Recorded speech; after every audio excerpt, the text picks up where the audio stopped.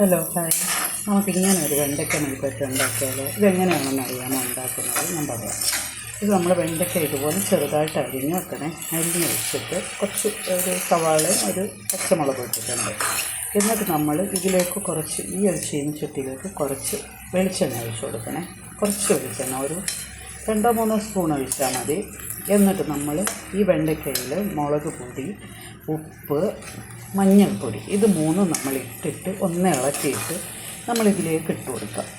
ഈ എണ്ണയിലേക്ക് ഇട്ട് കൊടുക്കുക. എണ്ണയിലേക്ക് ഇട്ട് കൊടുത്തതിന് ശേഷം നല്ല എണ്ണ ചൂടാകുമ്പോൾ എണ്ണയിലേക്ക് ഇട്ട് കൊടുത്തതിന് ശേഷം നമ്മളൊരു ഈ ഒരു 2-3 സ്പൂൺ എണ്ണ ഒഴിച്ചില്ലേ, വെളിച്ചെണ്ണ ഒഴിച്ചില്ലേ, അതേപോലെ ഒരു 3 സ്പൂൺ വെള്ളവും കൂടി ഇതിനോടൊപ്പം ചേർക്കണേ.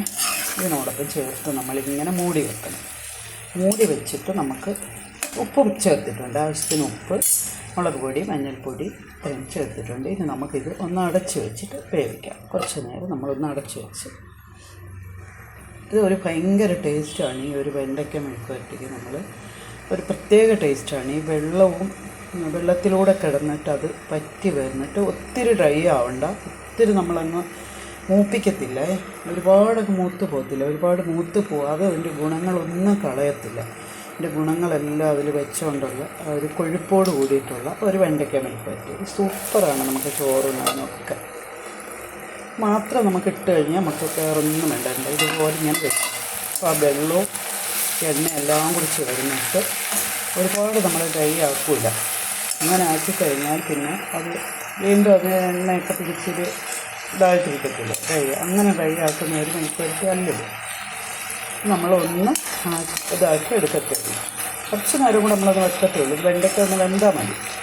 വരുമ്പോഴത്തേക്കും നമുക്കത് വാങ്ങും.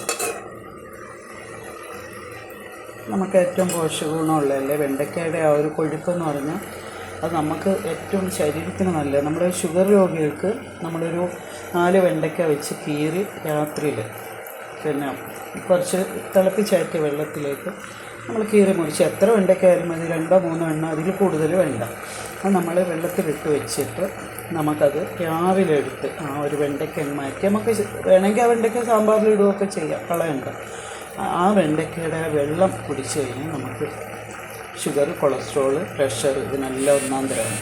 കുറേ നാൾ നമ്മൾ അങ്ങനെ ഒന്ന് ചെയ്ത് നോക്കുപോലും അതിൻ്റെ ആ കൊഴുപ്പ് നമുക്ക് ഏറ്റവും നല്ലതാണ്. കുറച്ചുകൂടി വെന്തിട്ടുണ്ട്. ഇതൊക്കെ നമ്മൾ ഈ ഇരുമ്പ് ചീനച്ചട്ടിയിൽ തന്നെ വെക്കുന്നതാണ് ഏറ്റവും നമുക്ക് രുചി. ഇവിടെ നമ്മൾ ഈ ഫ്രൈയിങ് പാനാണെങ്കിൽ ഒരുപാട് നമ്മൾ ഉപയോഗിക്കുന്നത് കേടാണ്. ഭയങ്കര ചൂടായി വരുമ്പോൾ അതിലേക്ക് നമ്മൾ പെട്ടെന്ന് തണുത്ത വെള്ളം ഉപയോഗിച്ച് കഴുകുകയും ചെയ്യരുത് ചൂടായിട്ടിരിക്കുന്ന സമയത്ത്. അത് നമ്മൾ ഫ്രൈയിങ് പാൻ കഴുകുന്നതിൻ്റെ ഒരു ടിപ്പാണ്. ഒരിക്കലും നമ്മൾ ചൂടായിട്ടിരിക്കുമ്പോൾ കൊണ്ടുവന്ന് തണുത്ത പൈപ്പിൻ്റെ കീഴിൽ നമ്മൾ ഒരിക്കലും വെക്കരുത്. ആ തണുപ്പ് മാറിയതിന് ശേഷം നമ്മൾ നല്ല സോഫ്റ്റായിട്ടുള്ള പിന്നെ ഈ സ്പോഞ്ച് പോലുള്ള ആ ഒരു ഇത് വെച്ച് മാത്രമേ നമ്മളത് കഴുകാറുള്ളൂ. കാരണം ആ കോട്ടിങ് ഇളകി പോയി കഴിഞ്ഞാൽ പിന്നെ നമ്മൾ അതിനകത്ത് നമുക്ക് പിന്നെ അത് പ്രശ്നമാകും. പിന്നെ അതിനകത്ത് ക്യാൻസറൊക്കെ വരുമെന്നാണ് പറയുന്നത്. ഇതിനി ഉപ്പും മുളക് പൊടി എല്ലാം കൂടെ പിടിച്ച് ഒന്ന് കുറുകി വരുമ്പോഴത്തേക്കും നമുക്കിത് കഴിക്കാൻ പാകമാകും. ഇത്രയൊക്കെ ആയാലും മതി.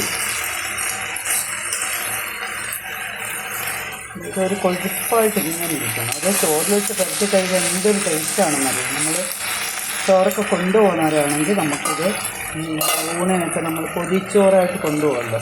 പൊതിച്ചോറ് കൊണ്ടുപോകുന്നവർക്ക് ഇതാ വെള്ളത്തോട് കൂടിയിട്ട് തന്നെ നമ്മൾ ആ ചോറിലിട്ടിട്ട് കുറച്ച് ചമ്മന്തിയും വെച്ചിട്ടൊന്ന് പൊതിഞ്ഞ് കൊടുത്തു. അത് അതിനകത്ത് ആ ചോറിൽ ഇറങ്ങിയിട്ട് ഉച്ചയാകുമ്പോൾ നമുക്ക് പറഞ്ഞറിയിക്കാൻ പറ്റാത്ത ടേസ്റ്റാണ്. ഏകദേശം നമ്മുടെ വെണ്ടയ്ക്ക എല്ലാം ഇന്നത്തെ വിഭവം അല്ലാണ്ട് എളുപ്പം ഉണ്ടാക്കുന്നതാണ്. 5 മിനിറ്റല്ലേ എടുത്തുള്ളത്. 5 അല്ലെങ്കിൽ ഒരു 10 മിനിറ്റ് പോയിട്ട് അത്ര അതിലങ്ങോട്ട് എടുക്കത്തില്ല.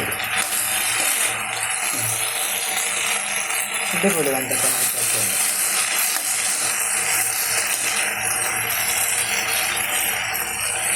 ഇതുപോലെയൊക്കെ പെട്ടെന്ന് ഉണ്ടാക്കാവുന്ന ചെറിയ ടിപ്പുകളോട് കൂടിയ ഓരോ ഐറ്റം ഞാൻ ഇതിനകത്ത് ഇടുന്നതാണ്. എല്ലാവരും നോക്കിയിട്ട് ഇതുപോലെ ട്രൈ ചെയ്യണം.